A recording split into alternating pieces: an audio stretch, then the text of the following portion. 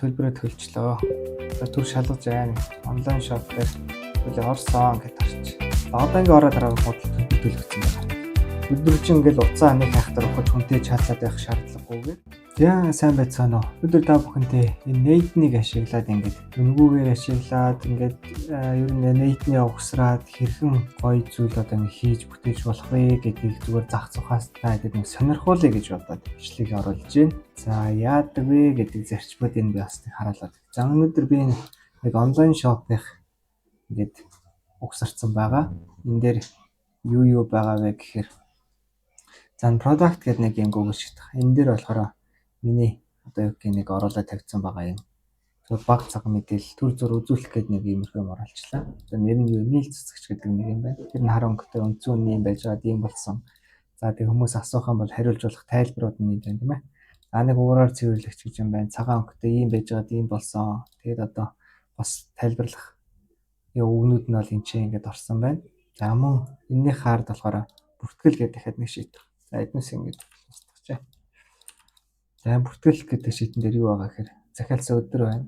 Тухайн хэрэглэгчийн ID байна, нэр нь байна, утасны дугаар, хаяг, ямар бараа захиалсан, хэдэн ширхэг захиалсан, төлбөрөө хийсэн юм уу гэдэг ч юм уу тийм иймэрхүү зүйлсүүд байгаа гэсэн үг байхгүй.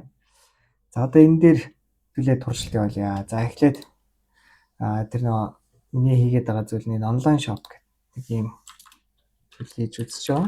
За одоо энэ дээр сайн байна уу гэж үзье. За тэгвэл готлын execution дотор хариултын маань өгчлөө. Сайн байна уу? Би онлайн дэлгүүр борлуулалтын туслах аяана. Танд ямар бүтээл сонирхож байгаа юм? Нэрсэл англиар нь хэлж өгнө үү? Би уураар цэвэрлэгч сонирхож байна. Гэж юм тий. За одоо ингэн гол тэр одоо энд ингэж уншиж штт. Одоо энэ болохоор яагаад жоох ингэж удаад байгаа вэ гэхээр одоо би замын тайлбарлаад. Энд чинь сэргэлэгчээс чат орж ирлээ. Орж ирсэн чат эйжент дээр хүрч ирлээ. Эйжент маань мэдээлэл боловсруулаа. Мэдээлэл хаанаас авч байгаа хэрэг нөгөө product гэдэг миний барааны хэсгээс мэдээллийг авлаа. Тэгээд цаашаага OpenAI маань боловсруулаад цаашаага ингээд хариу болгоод явуулж байна. За одоо дунгал бараан дотор байсан нэр нь ийм нэртэй, ийм цагаан өнгөтэй, үндсэн ийм байж байгаад ийм болсон. 220 вольтаар ажиллан байгаа нь ус цэвэрлэгч байцтай гээд асаахаар уураар бүх төрлийн бохирлыг сайн цэвэрлэнэ. Барааны материал чанартай, хайлж тасрахгүй гэж. За тэг төлбөрийн мэдээллийг бас явуулж байна тий. Тэгээд захиалж байгаа захиалга өгөхөөр бол дараах мэдээллийг өгнө. Нэр, утасны дугаар, хаяг, тоо ширхэг өгнө. Би англиар ч үзсэн бол би нэг ширхэгийг авъя. Тааны спайтер дүүрэг бараан дөрөв замын талын нэг яа байх тийм 23 тав. За энэ сайн мэдхгүй шүү би зүгээр зохиож байгаа шүү. За утасны дугаар гэсэн ч болно дөө ингээд 23 56 89 ч юм байна. За ингээд авч. За одоо энэ дээр маань за дахиад уншиж тийм ээ. Одоо энэ дээр маань юу боловсруулж байна вэ гэхээр болчлоо хариугаа өгчлөө. За баярлаа. Одоо нөгөө баталгаажил дараах мэдээллийг хүлээ авсан бүтээгдэхүүн уураар цэвэрлэгч тоош нэг утасны юм сохиотор таны нэр олцсонгүй захиалга бүртэн төлбөрийн нэрээ өгнө. За намайг ингээд орж идэгэ. Нэрээ олчихно. За одоо дахиад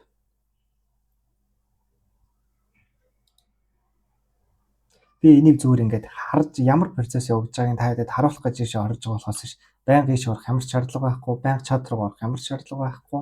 Тэглээ зүгээр энийг ингээд асаалттай л хайчихна гэсэн. За одоо тэгэн гутал энэ дээр арай өөр процесс явагдаж байгаа.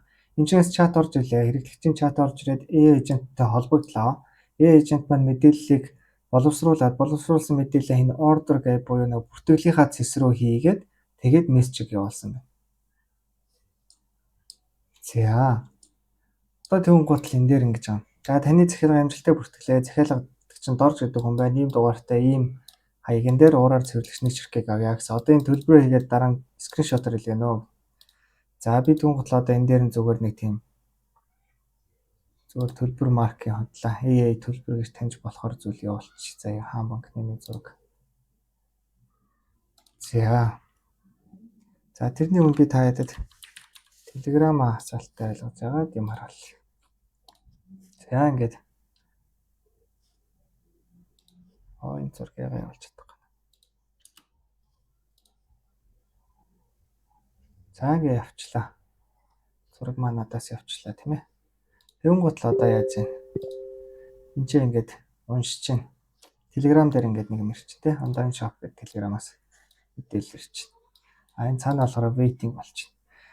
Хэрэглэгч мэдээлэл өглөө. Мэдээлэл нь чат байх юм бол agent руу очин, чат биш байх юм бол энэ доотлын зураг одоо юу гэх юм зураг байх юм бол энэ доошоо зураг ингэж ангилдаг AI-ээр очиж байгаа. Зурган дотроо төлбөр байвал энэ доошоо төлбөр биш байвал дээшээгээ дахиад өөр мэдээлэл гэсэн. За төлбөр нь ингэж дамжаад одоо энэ дээрс надаас Telegram-аас ингэж хүлээж ин тээ. Би одоо энийг хараа. За ийм төлбөр орсон уу? Орсон бол энэ дээр ороог бол энэ дээр дарна уу? За тэгээ орсон гэдэг ингэж дарчихна гэсэн. Би ингэж өөрийнхөө хаан банкныхаа юуг хараа тээ. Тэгээ орсон гэн гот л одоо буцаад энэ дээр наад таны төлбөрийг бид шалгаж байна. Түрүүлэнэ баярлаа гэж юм тийм ээ. Дараа нь таны төлбөр бацгаалаа. Тань руу манай хөрөлтэй ажлаар хөрөлтөрүүлээ нөө. Манай хөрөлтэй ачаас самаас 1-3 өдөр очно. За түн гол хэдүүлээ нөгөө нэг бидний бүртгэл дээр юу болж байгаа юм гэхээр эхний ээлжинд бид нэр захиалахад энэ хүртэлт модель бүглэгдсэн байгаа. Би та хэд сая тэрийг хараалдаг гэж. За энэнд ерөөс устгаж байгаад төлбөр төлөгдсөн гэдэг юм байх болгож. Эхний ээлжинд тухайн хэрэглэгч захиалсан бол энэ мэдээллүүд ингээд нөгөө нэг таны захиалга бүртгэлээ гэдэг хэсэг дээр ингээд бүртгэгдсэн гэсэн. За тэгүн гот дараагийн хэсэг дээр нь болохоор одоо төлбөрөө ингээд төлж штэ. Одоо энэ дээр ерөөс ямар нэг өөрчлөлт хийхгүй заяа ингээд байж. За ингээд төлбөрөө төлжлөө. Одоо түр шалгаж байна. Онлайн шоп дээр төлөө орсон гэдээ харч. За болцсон. Энийг бол хэдүүлээ утаснасаа хийчих штэ. Саяны Telegram-ыг ерөөс утсан дээрээ татчихна гэсэн үг байхгүй. Тэгээ утсан дээрээсээ хийчих. За одоо ингээд ороод хараад төлбөр төлөгдсөн гэж гараад ирж байна. Тэгэхээр хэдүүлгийн хийх ёстой ганц үйлдэл нь за мэдээж одоо онлайн шоп гэдэг юм дээрээ пэйж дээрээ пост оруулж өгөх нь байна. Пост маш гоё дэлгэрэнгүй тайлбарлаад тэрийг гоё буст хийгээд өгч нь байна. Хоёрт юу хийх вэ гэхээр таны данс нь мөнгө орж ирсэн бол тэр конопи дараадаг. Мөнгө орж ирээг бол ороог байна гэдгийг л дараадаг. Ерөөсөө ийм үйлдэл хийгээл өдөржин ингээл уцаа нэг хайхтар ухаж хүнтэй чатлаад байх шаардлагагүйгээр зүгээр л утсан дээр чинь Telegram-аас нэг notification ирнэ. Танд энэ мөнгө орсон уу гэж асууна. Тэн дээр орсон байвал та орсон гэж биччихнэ. Тэгээд орой ажилласаа тараа түрээд ирэхэд хідэн захиалга бүртгэж чадна. Тэгдий чиний захиалга энэ дээр ингээ ороод ирнэ гэсэн. AI нэг давуу талтай зүйл нь одоо энэ ингээд би нэг хүн харьцаж байгаа болохоор ингэж харагдаад байгаа.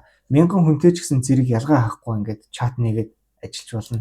Тэрэн дээр зөрчил гарах ямар ч боломж байхгүй. Ягаад гэх юм бол энэ надад ингээд хувь хэрэглэгч болгон дээр ингээд өөр ингэсэн ID үсгэж байгаа.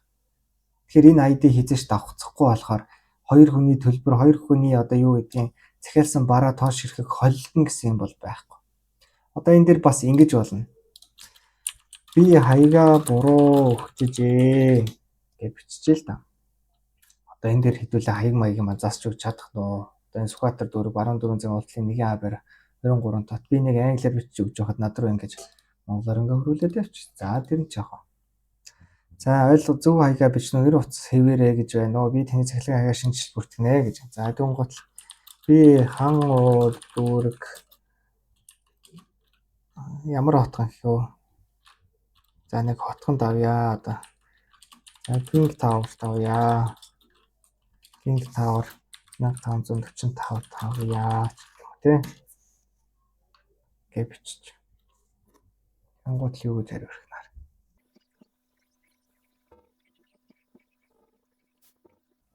За хөргөлтэй хаяг ерөөсөө ийм бол шинжлэгцээ. Захиалга нь ийм ингээд болчлаа. За одоо ийш ингээ ороо харангуут нөгөө нэг Сүхбаатар дүүрэг гэсэн байсан зүйл чинь хаан уул дүүрэг King Tower-ын D байрны 1545 дот болоод ингээд төрж байгаа байхгүй.